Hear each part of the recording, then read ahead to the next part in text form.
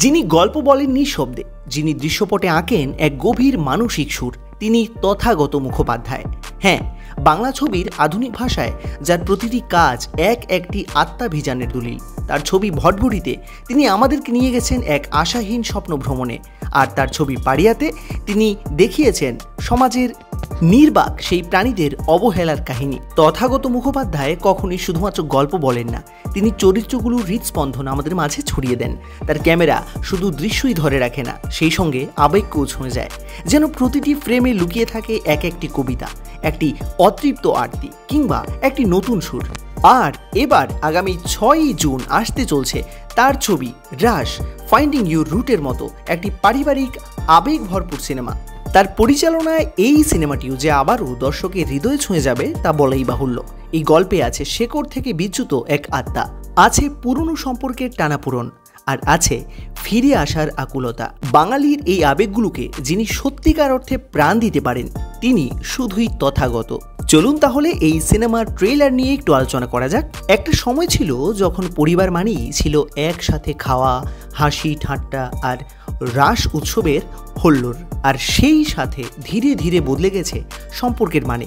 এই সব কিছুর মাঝেই আসছে এক আবেগ ঘন ছবি রাশ, ফাইন্ডিং ইউর রুটস। একটা গ্রামের নাম মানিকপুর, আর মানিকপুরে ছিল চক্রবর্তী পরিবারের 34 জন সদস্য নিয়ে গড়া এক মজবুত গৃহ।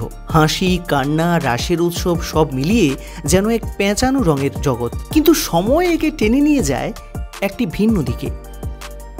রজত, যিনি 90-এর দশকে কলকাতায় চলে যায় নিজের স্বপ্ন পূরণের পেছনে, রেখে যায় তার স্ত্রী অন্নপূর্ণা আর পুত্র সোমনাথকে। মা বাবার ভালোবাসায় সোমনাথের বড় হয়ে ওঠা হয়নি, সোমনাথ বড় হয়েছে ঠাকুমার আঁচলে। এবং ঠিক যখন সে জীবনের মানে বুঝতে পারে, তখনই থেমে যায় মায়ের স্পন্দন। এই গল্পে সোমনাথের চরিত্রে আছেন অভিনেতা বিক্রম চ্যাটার্জি, যার অভিনয়ে দেখা যাবে আত্মপরিচয়ের খোঁজ, স্মৃতির দহন আর নিজের শেকড়ে ফিরে আসার অভিমুখ। আর অন্নপূর্ণার ভূমিকায় রয়েছেন দেবলীনা, যার শান্ত অথচ দৃঢ় উপস্থিতি গল্পের ভিতকে আরও গভীর করে তোলে। এই সিনেমাতে রয়েছে রবি ঠাকুরের গানগুলোর নতুন রূপায়ণ। সঙ্গীত পরিচালনায় আছেন সত্যকী বন্দ্যোপাধ্যায়, আর রবীন্দ্রসঙ্গীতের সুরকার মনোজ মুরলী নারায়ণ। সিনেমাটির পরিচালনা এবং কাহিনীতে আছেন তথাগত মুখোপাধ্যায়। দর্শকের সামনে এক পারিবারিক গল্পকে তিনি তুলে ধরেছেন অসাধারণ দৃশ্যপট ও আবেগের মাধ্যমে। এই মন ছুঁয়ে যাওয়া গল্প রাশ মুক্তি পাচ্ছে আগামী 6ই জুন।